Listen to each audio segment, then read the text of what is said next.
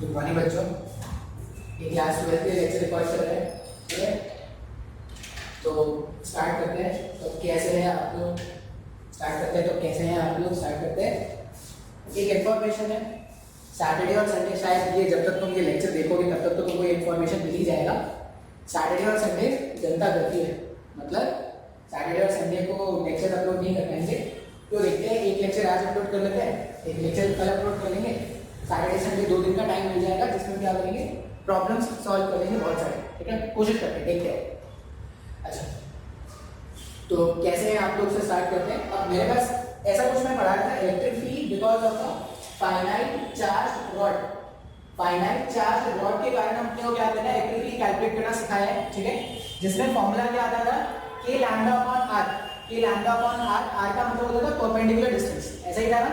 sin theta 1 plus sin theta 2 divided और k parallel. Electric field parallel का मतलब होता था k lambda upon r cos theta 2 minus cos theta 1। अब मेरे पास एक क्वेश्चन है, एक फाइनाइट वायर है AB जिसका चार्ज पर यूनिट लेंथ कितना गिवन है, माइनस लैम्डा का चार्ज पर यूनिट लेंथ है, और P पॉइंट पर अपने को क्या करना है, P कैलकुलेट करना है। अब माइनस को देख के घबराना नहीं, माइनस को देख के घबराना नहीं। तुम ऐसे ही मान लो कि पॉजिटिव है, तुम ऐसा मान लो कि पॉजिटिव है, और जैसे पॉजिटिव में फील्ड कैलकुलेट करते थे वो कैलकुलेट कर लेंगे। फिर जो भी आंसर आएगा ना उसमें बस क्या करेंगे, माइनस लगा देंगे, तो वो क्या हो जाएगा, नेगेटिव के लिए आंसर हो जाएगा। तो अगर मैं थीटा 1, अब थीटा 1 कैलकुलेट करना है, ध्यान से देखना। थीटा 1 कैलकुलेट करने के लिए क्या करेंगे, परपेंडिकुलर से घूमना स्टार्ट करते हैं। तो ये मेरे पास परपेंडिकुलर लाइन हो गया। इससे अगर मैं घूमना स्टार्ट करूंगा इस तरफ, तो कितना घूमना पड़ रहा है, 30 प्लस 50, 80 डिग्रीज घूमना पड़ रहा है क्या अपने को।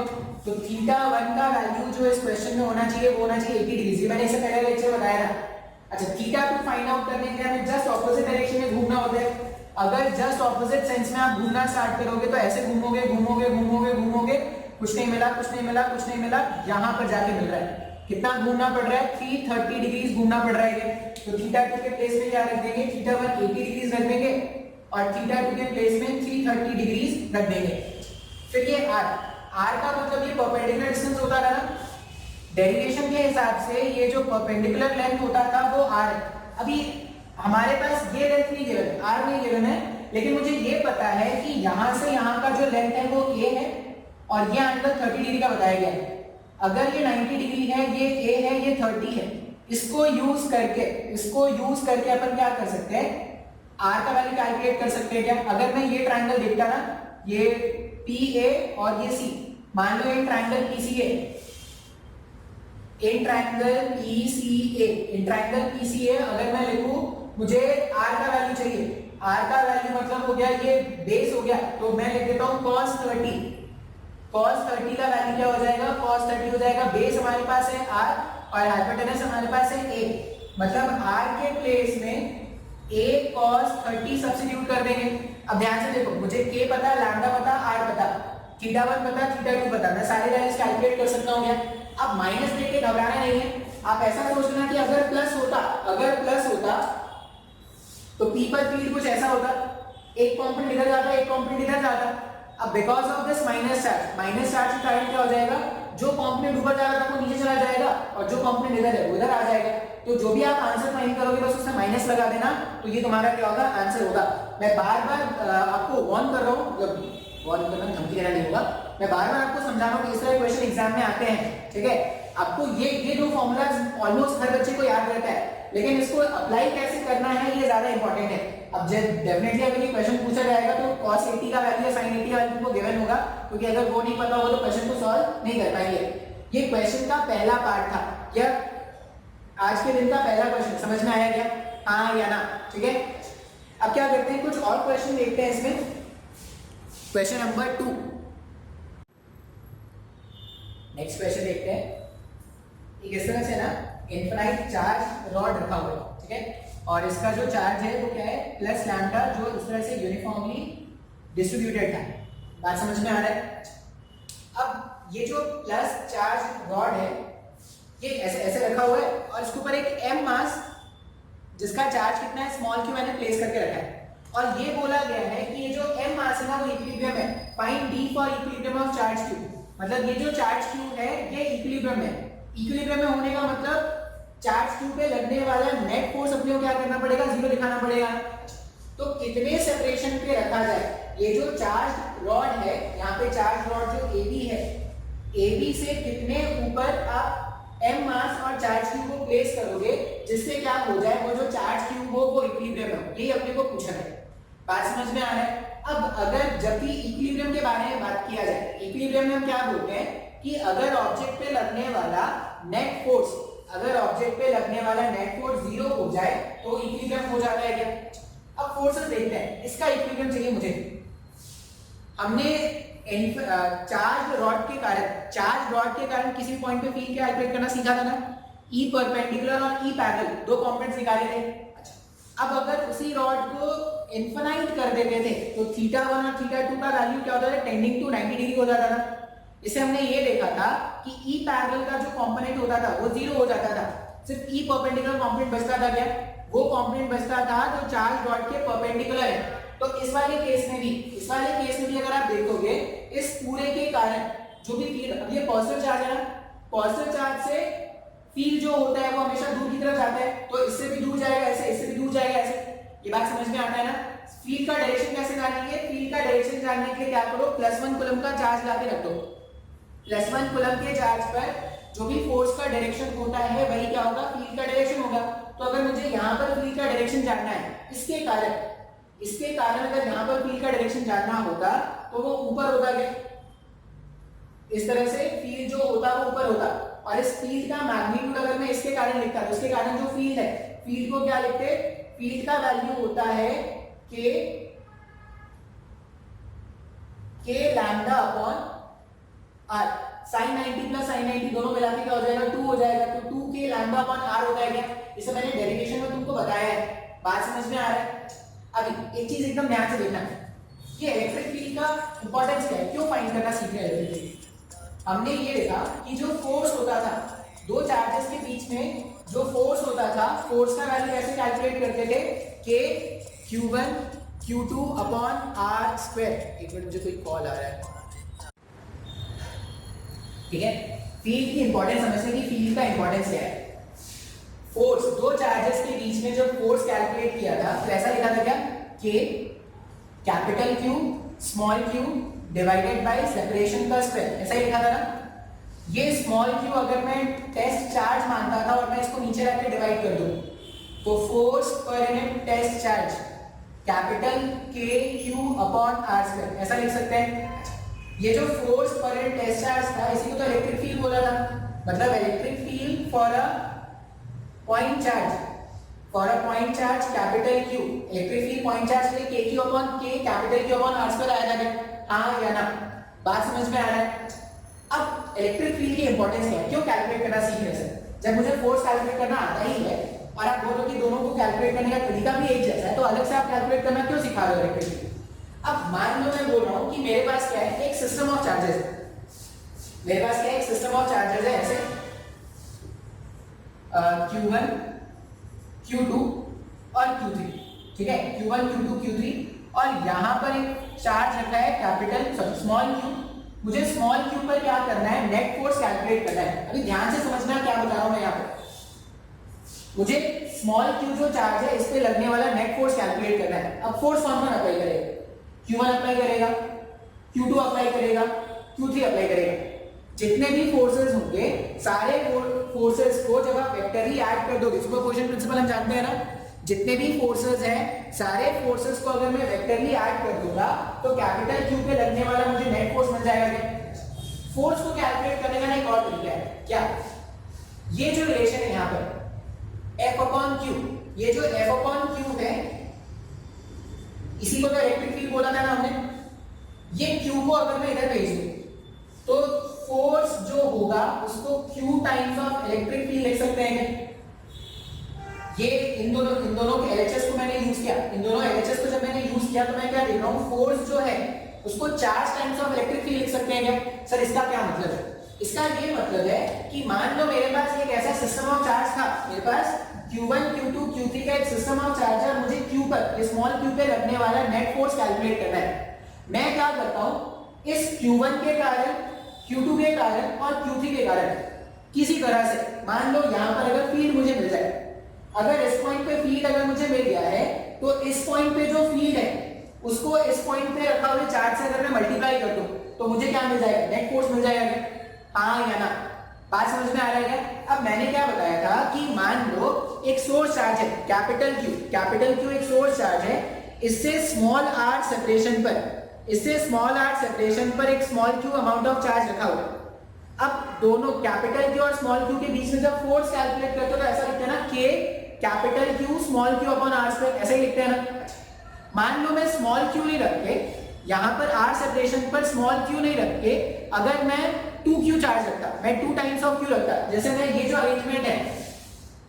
अरेंजमेंट है इसमें अगर मैं स्मॉल q चार्ज नहीं रख के अगर मैं 2q चार्ज रखूंगा, तो अगर मैं 2q चार्ज रखूंगा तो मुझे फिर से q1 के कारण से फोर्स, q2 के कारण से फोर्स, q3 के कारण से फोर्स कैलकुलेट करना पड़ेगा। हाँ या ना? बात समझ में आ रहा है? मान लो 2q नहीं रख के मैंने 4q रखा, तो q में जब मैंने q रखा था तब भी मुझे 3 फोर्सेस कैलकुलेट करने पड़े वेक्टरली, जब मैंने 2q रखा तब भी मुझे 3 फोर्सेस वेक्टरली कैलकुलेट करने पड़े, जब 4q रख दोगे 1000q रख दोगे तब भी आपको क्या करना पड़ेगा, हर एक केस में जब आप चार्जेस चेंज करोगे, ये चार्ज का मैग्नीट्यूड चेंज करोगे तो आपको फोर्स का मैग्नीट्यूड भी चेंज करना पड़ेगा और बार-बार आपको फोर्स का वैल्यू वेक्टरली ऐड करके फाइंड आउट करना पड़ेगा। इससे बचने के लिए क्या करते हैं, इस पॉइंट का फील्ड कैलकुलेट कर लेते हैं, इस पॉइंट का फील्ड। अब इस पॉइंट का जो फील्ड है, इस पॉइंट का जो फील्ड है वो यहां पर रखे हुए सोर्स चार्ज पे डिपेंड करता है क्या? सर नहीं, यहां पर जो भी फील्ड है ना E, यहां पर जो भी फील्ड हम मेंशन कर रहे हैं E, वो किसके कारण है? इसके कारण प्लस इसके कारण प्लस इसके कारण। अगर मैंने ये चार्ज अरेंजमेंट में कोई चेंज नहीं किया, अगर मैंने ये चार्ज अरेंजमेंट में कोई चेंज नहीं किया तो इसके कारण यहां पर जो फील्ड जनरेट होगा उसमें कोई चेंज होगा क्या? सर नहीं, कोई चेंज नहीं होना चाहिए। तो अगर इसके कारण, इस पूरे चार्ज अरेंजमेंट के कारण यहां पर फील्ड चेंज नहीं हुआ, मान लो यहां पर जो फील्ड आया इस पूरे कारण वो E था, अब अगर तुम स्मॉल q चार्ज रखोगे तो फोर्स कितना हो जाएगा? q into E हो जाएगा। अगर तुम 2q चार्ज रख दोगे कितना हो जाएगा? 2q into E हो जाएगा। अगर तुमने 4q रख दिया तो कितना हो जाएगा? 4q into E हो गया।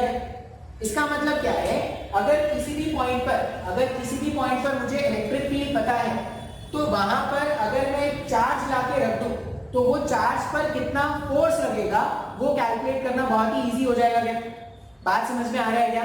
हाँ या ना? मैं आपको डिफरेंस समझा रहा हूँ कि इलेक्ट्रिक फील्ड और इलेक्ट्रिक फोर्स क्यों मैंने अलग अलग पढ़ाया।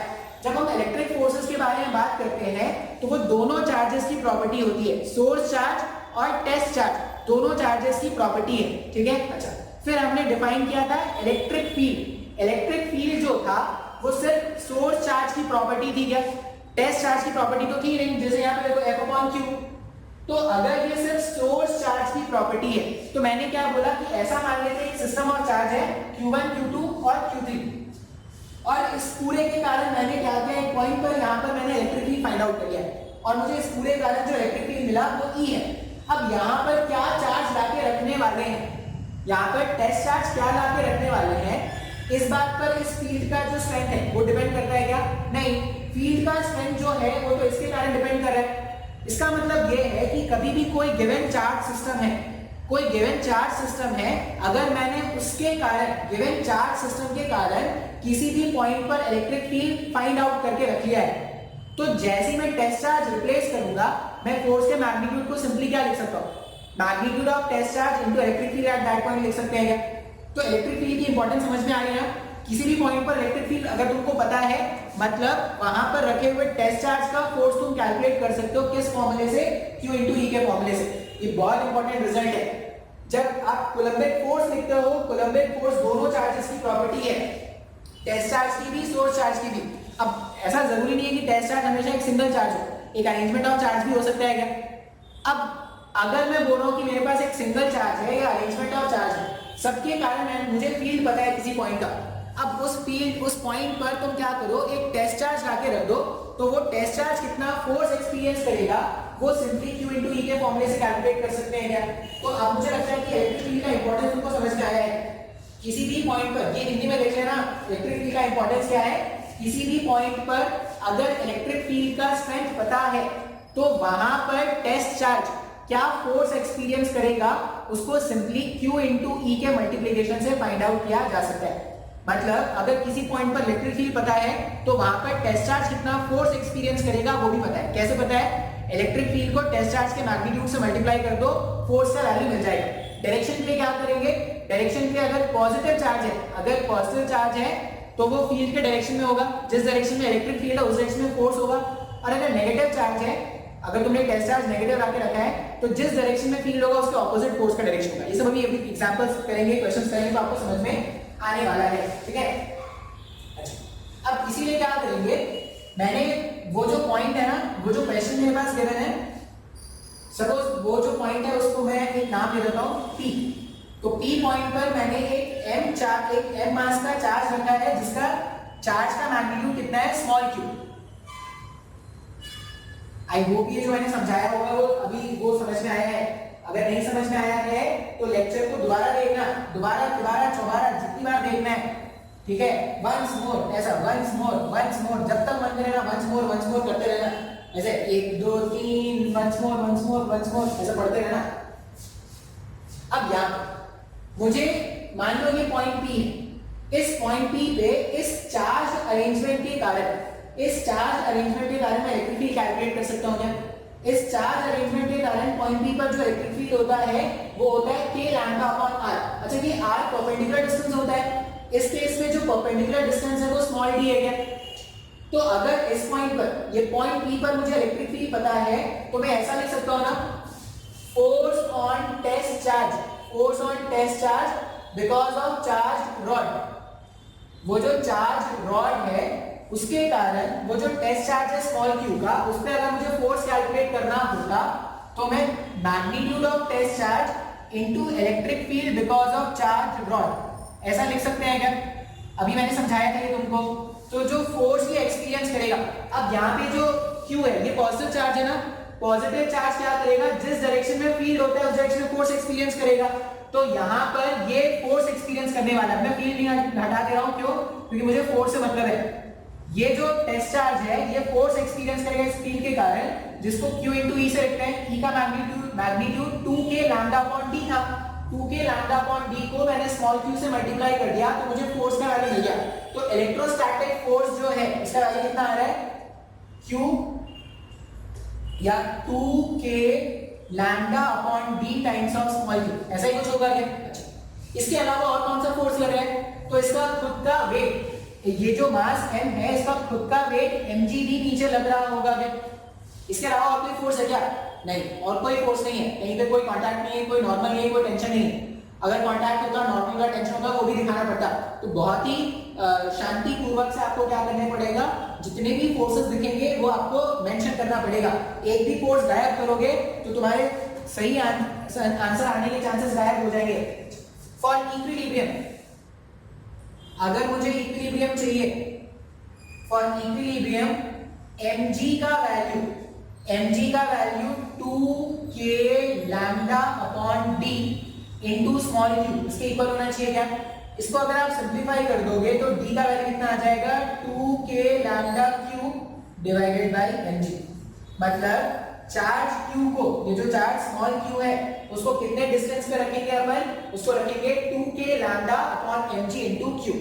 अब ये एक आसान क्वेश्चन है, इस वाले कांसेप्ट का एक आसान क्वेश्चन, मैंने टाइम लिया समझाने में, वो एक जनरल बात समझाना है इसलिए मैंने टाइम लिया। ऐसे बहुत ही आसान है, इस पे बस नेट फोर्स देख लो, नेट फोर्स को इक्वेट कर दो, सिंपलीफाई करोगे आंसर आ जाएगा। इसमें एक और क्वेश्चन बनेगा तो पहले आप इसको नोट कर लो, एक और क्वेश्चन बनाते हैं क्या होता है इसमें।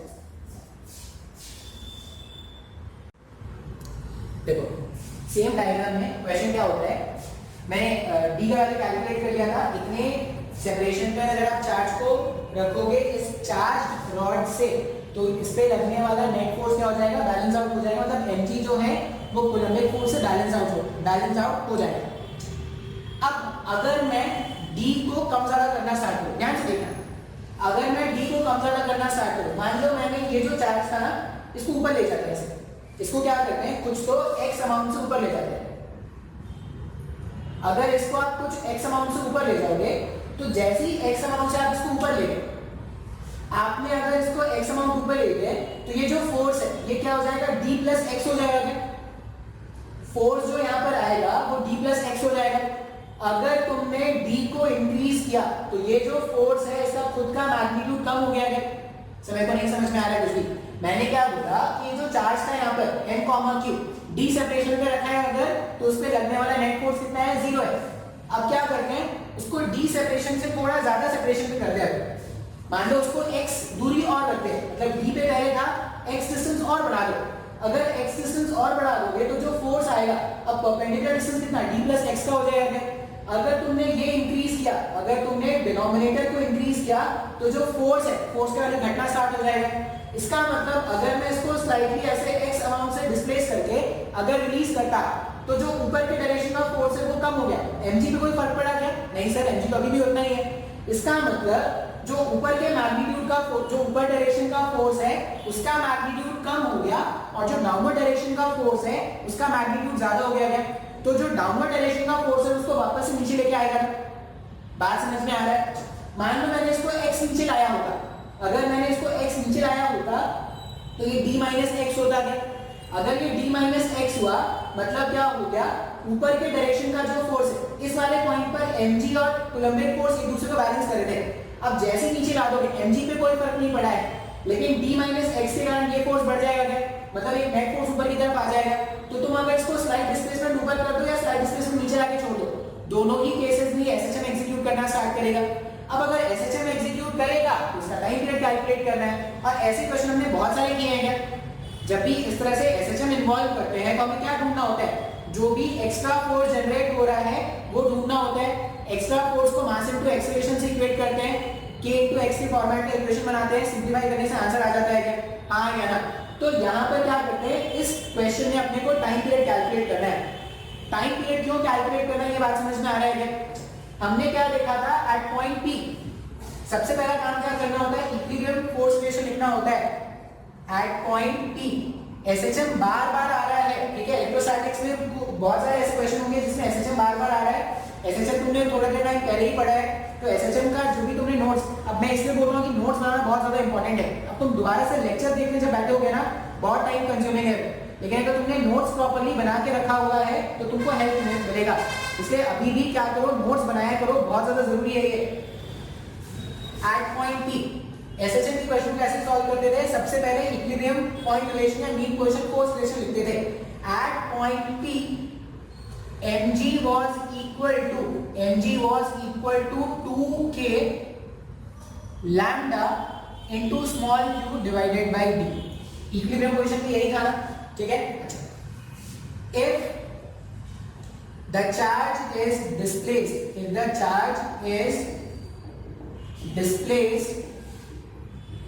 slightly by x, ठीक है, मैं ऊपर ही कंसीडर कर रहा हूँ डायग्राम के हिसाब से।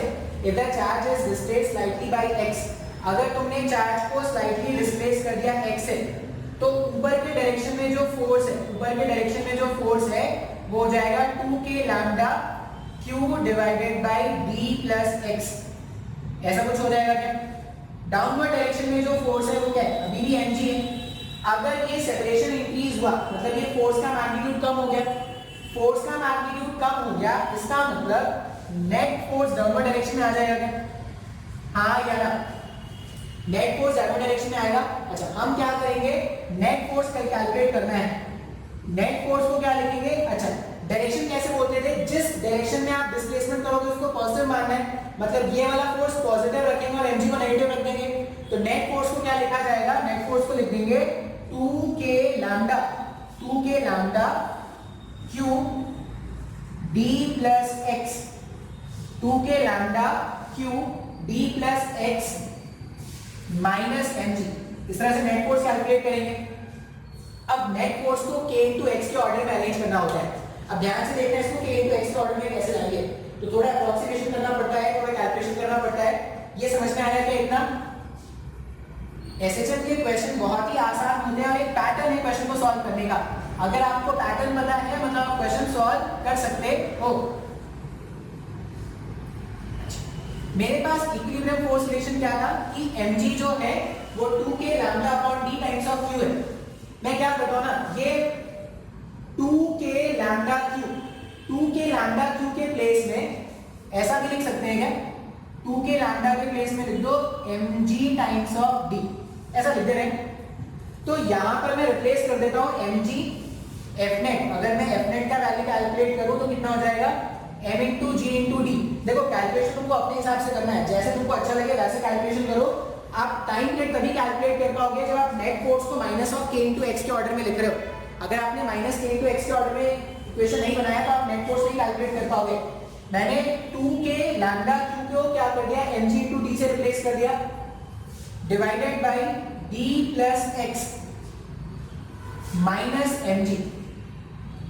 अगर मुझे fnet कैलकुलेट करना है तो क्या करते हैं, यहां से माइनस mg कॉमन ले लेते हैं। अब माइनस को बाहर निकालने को समझ में आ जाएगा। अगर माइनस mg कॉमन ले लोगे तो ये क्या हो जाएगा, माइनस d बचेगा यहाँ पर, divided by d plus x, और ये हो जाएगा माइनस, अगर कॉमन ले लिया तो प्लस 1 हो गया। सिंप्लीफाई करते हैं इसको, fnet equals to minus mg minus d, LCM जब लेंगे तो d plus x divided by d plus x.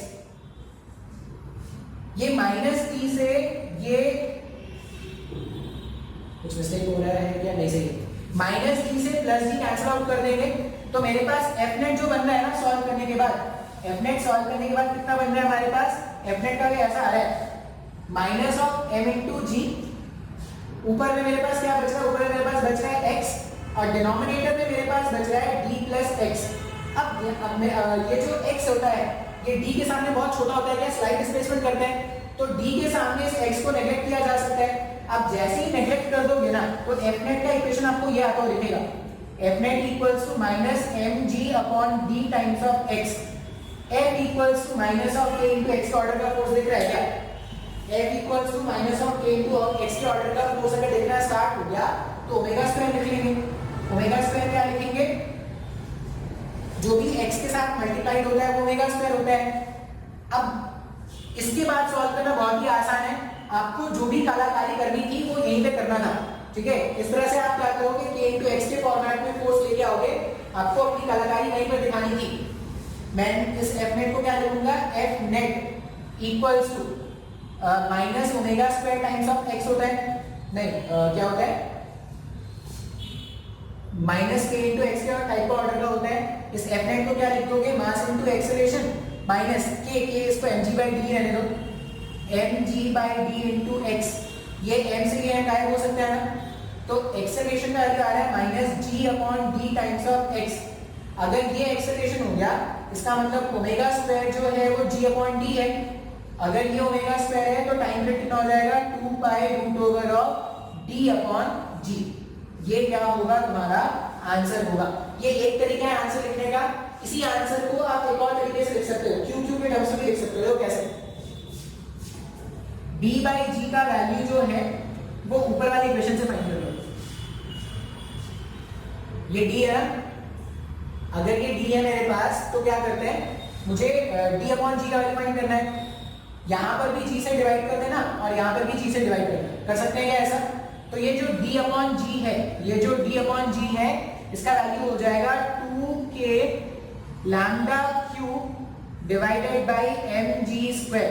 मतलब टाइम पीरियड क्या हो जाएगा, टाइम पीरियड का ऐसा भी लिख सकते थे 2 pi root over of d, sorry d upon g का वैल्यू हमने ढूंढ लिया ना, कितना आएगा 2k lambda cube divided by mg square. ऐसा भी आंसर हो सकता है। अगर तुम ध्यान से देखोगे तो मैंने कुछ नया नहीं किया है, क्वेश्चन बिल्कुल वैसा ही है जैसे पहले के क्वेश्चंस होते थे। जब भी मेरे पास टाइम पीरियड वाले क्वेश्चन आएंगे एसएचएम में तो हमें क्या करना है, सबसे पहला काम करना होता है इक्विलिब्रियम फोर्स रिलेशन लिखना। हमने इक्विलिब्रियम फोर्स रिलेशन लिख दिया भाई। उसके बाद क्या करते थे, मीन पोजीशन से स्लाइड डिस्प्लेसमेंट करते थे।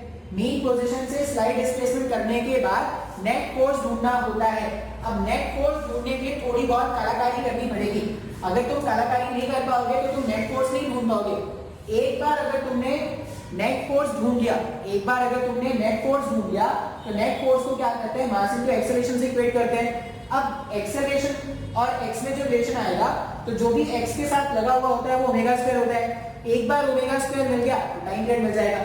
बात समझ में आ रहा है? मैंने एसएचएम वाले क्वेश्चन तुमको इससे पहले वाले लेक्चर में भी एक दो लेक्चर्स पहले भी कराया था, अभी भी कराया है, रिंग में भी आएगा, डिस्क में भी आएगा, अलग अलग तरह से आएंगे। तो एसएचएम के क्वेश्चंस आप थोड़ा बहुत देख लेना।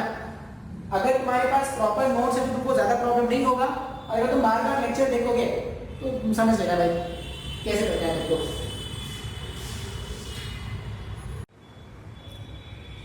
नेक्स्ट क्वेश्चन क्या है वो देखते हैं। अच्छे क्वेश्चन होते हैं, थोड़ा कैलकुलेशन इन्वॉल्व हो जाता है, इसलिए क्वेश्चन क्या होते हैं अच्छे हो जाते हैं। कंसेप्ट तो वैसे ही है, जो पहले कब तुमको सिखा दिया ना वही कंसेप्ट है, कंसेप्ट कोई नया नहीं है, कंसेप्ट पुराने हैं, बस कैलकुलेशन थोड़ा बढ़ गया। हमने इससे पहले वाले लेक्चर में या इससे दो दिन पहले वाले लेक्चर में रिंग के एक्सिस पे फील्ड कैलकुलेट करना सीखा था। क्या हमने बताया था ना, एक रिंग ऐसा है और इसके एक्सिस में एक पॉइंट है x दूरी पर सेंटर से, वहां पर फील्ड कैलकुलेट किया था। उसका वैल्यू ऐसा कुछ आया था क्या, k lambda 2 pi r into x divided by r square plus x square to the power 3/2। ये मैंने सिंपलीफाई किया था ना। अब एकदम ध्यान से देखना, जो मैं बोलूंगा क्वेश्चन कैसे बन रहा है वो ध्यान से देखना, फिर आपको खुद ब खुद समझ में आ जाएगा सॉल्व कैसे करना है।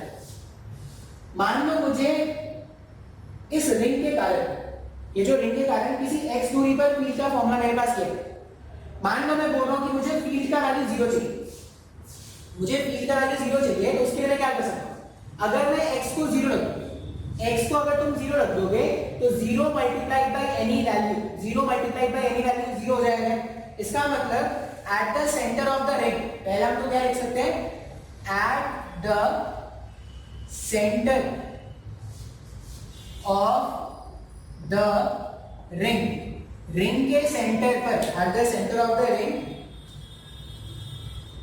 Net field is 0। ये लिख सकते हैं क्या, रिंग के सेंटर पे जो नेट फील्ड होगा वो कितना हो जाएगा, 0 हो जाएगा। और एक बात देखो, at infinite separation from the centre of ring, from the centre of ring, infinite separation का मतलब है अगर आप यहाँ पे इंफिनिटी पुट कर दोगे तो r स्क्वायर प्लस इंफिनिटी का स्क्वायर, ये इंफिनिटी हो गया क्या, infinity divided by any value भी क्या हो जाएगा, 0 हो जाएगा। इसका मतलब जब सेंटर पे फील्ड कैलकुलेट कर रहे थे तब भी 0 मिल रहा था, और infinite separation from centre of the ring पर भी field, at infinite separation from the centre of the ring the field will be 0। हाँ या ना, हमने क्या देखा, ये जो रिंग था, हमारे पास जो रिंग है, ऐसा रिंग है, मान लो इस तरह से रिंग है। अब रिंग के सेंटर में भी फील्ड 0 है, और रिंग से आप इनफिनाइट डिस्टेंस जब आप दूर चले जा रहे हो वहां पे भी फील्ड 0 है। वैसे ही क्या बोल सकते हैं, ये रिंग है, अगर यहाँ पर भी फील्ड 0 और इधर से अगर मैं माइनस इंफिनिटी चला जाता वहां पे भी फील्ड क्या होने वाला है, 0 होने वाला है क्या। इसका मतलब सेंटर पे भी 0 है और इनफिनाइट सेपरेशन पर भी फील्ड क्या है, 0 है। क्लियर, समझ में आ रहा है। अब अगर सेंटर पे 0 है, अब जैसे जैसे x बढ़ाना स्टार्ट करोगे, अब जैसे जैसे दूर जाना स्टार्ट करोगे, पहले क्या होगा, फील्ड बढ़ेगा, पहले फील्ड बढ़ेगा, लेकिन फिर अगर बहुत दूर जाने पर फील्ड 0 हो जाएगा वापस से। इसका मतलब ऐसा हो रहा होगा कि कुछ टाइम पर जो फील्ड है, कुछ लेंथ ऑफ x के लिए जो फील्ड है उसका वैल्यू इंक्रीज कर रहा होगा, और कुछ लेंथ के बाद इसका जो फील्ड का वैल्यू होगा वो कम होना स्टार्ट हो जाएगा। बात समझ में आ रहा है क्या, समय को नहीं समझ में आ रहा है, ध्यान से अगर देखोगे तो सेंटर पे भी फील्ड 0 है और infinite separation from the centre पे भी फील्ड 0 है। इसका मतलब पहले वो क्या हो रहा है, पहले इंक्रीज हुआ होगा, मैक्सिमम आया होगा, फिर से डिक्रीज होना स्टार्ट हो गया होगा। तो हमसे ये पूछा जाता है कि इस रिंग के कारण मैक्सिमम इलेक्ट्रिक फील्ड आपको किस पॉइंट पर मिलेगा, या क्वेश्चन ये पूछा जाता है, find the value of x for maximum electric field due to the ring. Sir को क्वेश्चन नहीं समझ में आया, सर क्वेश्चन समझ में आया क्या, सिंस सेंटर पर भी फील्ड 0 है और बहुत दूर चले जाओगे तब भी फील्ड 0 है, इसका मतलब बीच में कहीं पर मैक्सिमम आया होगा क्या। तो हमसे यही पूछा गया है क्वेश्चन में, क्वेश्चन ये पूछ रहा है, find the value of x मतलब सेंटर से separation, for maximum electric field due to a charged ring I hope ये क्वेश्चन आपको समझ में आया होगा। ठीक है, हमने रिंग के कारण रिंग के एक्सिस पर फील्ड कैसे कैलकुलेट करते हैं उसका फॉर्मूला देखा है। उसका फॉर्मूला क्या है, k lambda 2 pi r into x divided by r square plus x square to the power 3/2। अब मुझे क्या करना है, इस अरेंजमेंट के कारण ये पूछा गया है कि x का ऐसा कौन सा वैल्यू है जहां पर आपको फील्ड का वैल्यू मैक्सिमम मिलेगा, ये तो पूछा गया है। अभी कैलकुलेशन करते हैं। अब मैक्सिमा और मिनिमा के बारे में बात हो रही है। जब भी मैक्सिमा मिनिमा के बारे में बात होता है तो क्वेश्चन को सॉल्व करने का तरीका क्या है, पहली बार डिफरेंशिएट करो, दूसरी बार डिफरेंशिएट करो, चेक करो कि पॉजिटिव नेगेटिव आ रहा है, मैक्सिमा देगा मिनिमम बनेगा, ऐसा कुछ चेक करना पड़ता है क्या। जैसे मैंने कंसेप्ट को पहले भी सिखाया है ना। अब यहाँ पे क्या करेंगे, हम एक बार डिफरेंशिएट करेंगे, दूसरी बार डिफरेंशिएट नहीं करेंगे। बोलोगे सर क्यों नहीं करें दूसरी बार डिफरेंशिएट, क्योंकि कंडीशन तो इन्होंने पहले ही बोल के रखा है ना, क्वेश्चन में इन्होंने दे रखा है कि x का वैल्यू वो ढूंढ के लाओ जहां पर फील्ड मैक्सिमम है। तो हम क्या करेंगे, कंडीशन चेक करने वाला काम नहीं करेंगे, हम सिर्फ क्या करेंगे, x का वैल्यू ढूंढने वाला काम करेंगे। तो पहले स्टेज में जो डिफरेंशिएशन करते हैं उसको जीरो से इक्वेट करना पड़ता है क्या, उसको जीरो से इक्वेट करने पे हमें क्या मिलता है, मैक्सिमम और मिनिमम का वैल्यू मिलना स्टार्ट हो जाता है। ध्यान से देखो, ये जो इलेक्ट्रिक फील्ड है, अच्छा इसमें ना तुम अगर बुक्स में देखोगे ना तो तुमको ये लैम्डा इनटू 2 पाई r के प्लेस में कभी भी कैपिटल Q में लिखा मिल सकता है। Electric field eight point P अगर मुझे लिखना होता तो ये k lambda into 2 pi r, lambda into पूरा लेंथ, ये पूरा लेंथ 2 पाई r का था ना, 2 पाई r लेंथ में तो पूरा पूरा चार्ज डिस्ट्रीब्यूटेड है, तो इसको हम लिख देते हैं कैपिटल Q, मतलब कैपिटल Q जो था वो पूरा पूरा चार्ज है जो रिंग में डिस्ट्रीब्यूटेड है। तो k cube x upon r square plus x square to the power 3/2, ऐसा भी लिख सकते हैं ना। अब ये जो इलेक्ट्रिक फील्ड है पॉइंट P पर, ये x का फंक्शन है क्या, क्यों, तो k कांस्टेंट है, q कांस्टेंट है, r कांस्टेंट है, मतलब x के चेंज होने पर भी यही फील्ड चेंज होगा क्या। अगर x के चेंज होने पर p चेंज होगा तो हम क्या करेंगे, इसको डिफरेंशिएट कर देंगे विद रिस्पेक्ट टू x। अब यहाँ पे मैं लिख रहा हूँ मुझे मैक्सिमम मिनिमम ढूंढना है, तो मैक्सिमम मिनिमम में अपन डिफरेंशिएट ही करते हैं भाई, और कोई तरीका तो होता नहीं क्वेश्चन को सॉल्व करने का। इसको एक बार डिफरेंशिएट कर देते हैं x के रिस्पेक्ट में। अब जो भी वैल्यू आएगा उसको जीरो से इक्वेट कर दोगे, जीरो से इक्वेट करने पर x का एक वैल्यू मिल जाएगा। ध्यान से देखते हैं, अब इसका डिफरेंशिएशन थोड़ा मुश्किल है। जेई वाले बच्चे क्या करेंगे, स्टेप्स भी याद रखेंगे जिस तरह से मैं सॉल्व कर रहा हूँ, मैथ्स में वो ऐसे पढ़ते हैं। मेडिकल वाले बच्चों को सिर्फ फाइनल रिजल्ट याद रखना है, जो डेरिवेशन में यहाँ पे करने वाला हूँ वो उनके लिए कोई इंपॉर्टेंस नहीं है, उनको क्या करना है, सिर्फ फाइनल रिजल्ट याद रखना है। ठीक है, स्टार्ट करते हैं डेरिवेशन के साथ। Electric field with respect to x के रिस्पेक्ट में इसका डिफरेंशिएशन करना है। k और q तो कांस्टेंट था, मैंने बाहर निकाल दिया। अब यहाँ पर एक है टर्म x और दूसरा टर्म है r square plus x square to the power 3/2। ये u by v के रूल में आ रहा है क्या, d upon dx of u by v, d upon dx of u by v के फॉर्मेट में है क्या। इसको कैसे लिखते थे, इसको लिखने के लिए क्या करना होता है, अपने को v को बाहर रखना पड़ता है, d upon dx of u calculate करते थे, माइनस करना पड़ता है, माइनस करने के बाद क्या करते थे, जिसको बाहर निकाला था उसका डिफरेंशिएशन करो और जिसका डिफरेंशिएशन हो चुका है उसको बाहर निकाल दो। तो dv upon dx divided by जो डिनोमिनेटर है, डिनोमिनेटर का स्क्वायर, हाँ या ना। तो क्या करेंगे, उस वाले फॉर्मूले के हिसाब से इसको डिफरेंशिएट करना स्टार्ट करेंगे। एकदम ध्यान से देखना है, डेरिवेशन बहुत ज्यादा इंपॉर्टेंट है, मतलब जेई वाले बच्चों के लिए। हमने क्या किया, r square plus x square to the power 3/2 को पहले बाहर निकाला, r square plus x square to the power 3/2 को बाहर निकाल दिया। डिफरेंशिएशन किसका करना है, x का डिफरेंशिएशन करोगे तो कितना हो जाएगा, 1 हो जाएगा। फिर लगा दिया माइनस, फिर लगा दिया माइनस। अब क्या करेंगे, जिसका डिफरेंशिएशन हो चुका है उसको बाहर रख दो और r square plus x square to the power 3/2 का डिफरेंशिएशन करना है। चेन रूल जानते हैं ना, डिफरेंशिएशन तुमको आता होगा, मैं बार बार डिफरेंशिएशन तुमको नहीं सिखा सकता। अब जब इसका डिफरेंशिएशन करोगे चेन रूल के हिसाब से, तो पहले क्या करेंगे, r square plus x square to the power 3/2 का डिफरेंशिएशन करेंगे। डिफरेंशिएशन में क्या होता है, पावर जो होता है उसको -1 करना होता है। तो पहला टर्म यहाँ पर क्या आएगा, r स्क्वायर, पहला टर्म यहाँ पर क्या आएगा, r square plus x square, r square plus x square, इसका पावर 3/2 था, 3/2 -1 करोगे तो कितना हो जाएगा, 1/2 हो जाएगा। फिर क्या करना है, अंदर वाले टर्म का भी डिफरेंशिएशन करना है। जब अंदर वाले टर्म का डिफरेंशिएशन करोगे तो r स्क्वायर क्या है, कांस्टेंट है, x स्क्वायर का डिफरेंशिएशन क्या लिख देंगे, 2 टाइम्स ऑफ x, तो ये 2 टाइम्स ऑफ x का स्क्वायर हो गया एक्स का स्क्वायर 2 टाइम्स ऑफ एक्स का स्क्वायर होल डिवाइडेड बाय इसका स्क्वायर, तो ये r square plus x square cube. Sir मेरे को नहीं समझ में आया ये मैंने डेरिवेशन किया है भाई, तुमको इंटीग्रेशन डिफरेंशिएशन अच्छे से सीखना पड़ेगा। अगर आप मैथ्स के स्टूडेंट हो तो, आप मेडिकल के स्टूडेंट हो तो आप फिर भी बन सकते हो, लेकिन अगर आप जेई के स्टूडेंट हो तो आपको इंटीग्रेशन डिफरेंशिएशन अच्छे से आना पड़ेगा। जो भी हमारे कंसर्न टीचर है उनको बोलो अगर तुमको प्रॉब्लम है डिफरेंशिएशन इंटीग्रेशन में तो।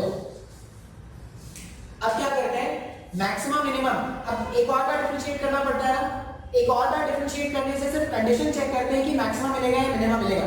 अब क्वेश्चन में जब साफ साफ मेंशन है कि मैक्सिमा ही ढूंढ रहा है तो एक और बार डिफरेंशिएट करने का कोई मतलब नहीं बनता। तो हम क्या करेंगे, अब इसी वाले स्टेप में पहली बार डिफरेंशिएट करने से जो आता है उसको जीरो से इक्वेट कर देते हैं। मैथ्स वाले स्टूडेंट अगर शायद पता हो उनको ये स्लोप बोलते हैं, स्लोप को जीरो करना पड़ता है, इसको जीरो से इक्वेट कर दो। Zero equals to k cube upon r square plus x square cube, और यहां पर क्या आ रहा है, यहां पर आ रहा है r square plus x square to the power 3/2 minus 2x square, पूरा डायग्राम चला जाएगा, 2x square r square plus x square to the power half, ऐसा ही कुछ होगा। अब इसको इधर भेजो जीरो, इसको इधर भेजो जीरो, तो ऐसा बन जाएगा zero equals to r square plus x square to the power 3/2 minus 2x square r square plus x square to the power half. आगे अगर मैं इसको सिंप्लीफाई करूं,